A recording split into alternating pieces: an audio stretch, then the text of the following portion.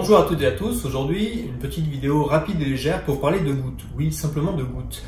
En général dans les ouvrages d'aromathérapie, les formules d'une synergie sont souvent exprimées en gouttes.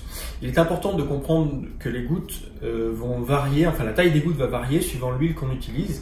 En effet, toutes les marques n'utilisent pas le même compte-gouttes. Pour quantifier un compte-gouttes, on parle du nombre de gouttes nécessaires pour faire 1 millilitre.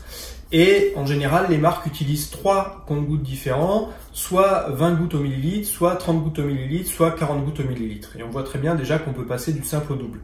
Alors, quelle est la conséquence de tout ça? Si par exemple, dans une formule d'aromathérapie, on a par exemple l'huile essentielle numéro 1, 30 gouttes, l'huile essentielle numéro 2, 30 gouttes, et pour l'huile végétale, quantité suffisante pour faire 10 millilitres.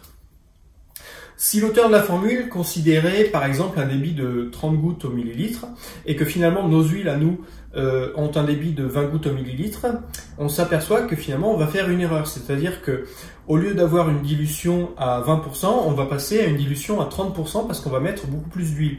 Et donc ça peut être problématique si on destinait cette synergie à des enfants en bas âge.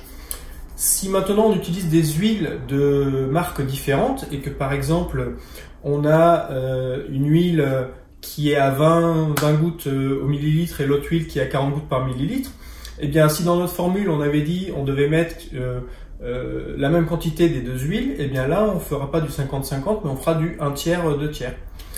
Donc en fait ça peut vite devenir problématique et si je prends le cas le plus extrême, c'est-à-dire que l'auteur considérait un débit à 40 gouttes par millilitre et nos huiles sont à 20 gouttes par millilitre, donc là on va passer par exemple pour la formule que je donnais au début, on va passer d'une dilution de 15% à 30%, c'est-à-dire que on va quand même multiplier par 2 la quantité d'huile qu'on va mettre par rapport à celle qui était initialement proposée.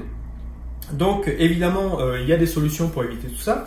La première, si on est à l'aise avec les calculs, eh bien, c'est de recalculer le nombre de gouttes dès l'instant qu'on connaît le débit de référence que l'auteur a pris et puis le débit des huiles qu'on utilise. Si on ne connaît pas le débit des huiles qu'on utilise, on peut très vite recalculer la formule, non plus en gouttes mais en millilitres, parce qu'en général, l'auteur prend toujours soin de donner le débit de référence qu'il utilise. Et une fois qu'on a la formule en millilitres, eh bien, on peut utiliser en fait soit ce genre de pipette graduée, soit ce genre d'éprouvette graduée qui permet effectivement de réaliser sa synergie en millilitres et non plus en gouttes. Sinon, on trouve très facilement dans la littérature des petits tableaux récapitulatifs comme celui-là que je vous montre, je ne sais pas si je vais le mettre, certainement par là. Tableau qu'on peut très bien faire soi-même dans n'importe quel tableur. Et puis si on est à l'aise avec les tableurs, en fait on peut faire carrément, on peut se programmer des petites choses pour se faciliter la vie. Par exemple, là j'ai utilisé le tableur de Google pour utiliser quelque chose de gratuit et accessible à tout le monde. Donc j'ai paramétré les différents types de compte-gouttes, donc 20, 30, 40. En gros, les volumes désirés, parce qu'en général, quand on a besoin d'une huile essentielle, on n'en a pas besoin pour de grosses quantités. Ensuite, donc là, par exemple, si j'ai une huile essentielle qui a un débit à 30 gouttes par millilitre, et que moi j'ai besoin d'un débit d'environ 4 millilitres, eh ben je vais avoir besoin de 120 gouttes.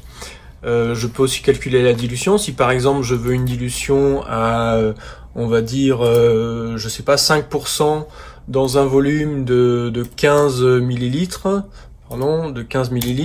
je vais devoir mettre 22,5 gouttes, c'est-à-dire qu'on mettra soit 22, soit 23, suivant l'huile, on fera ça au feeling.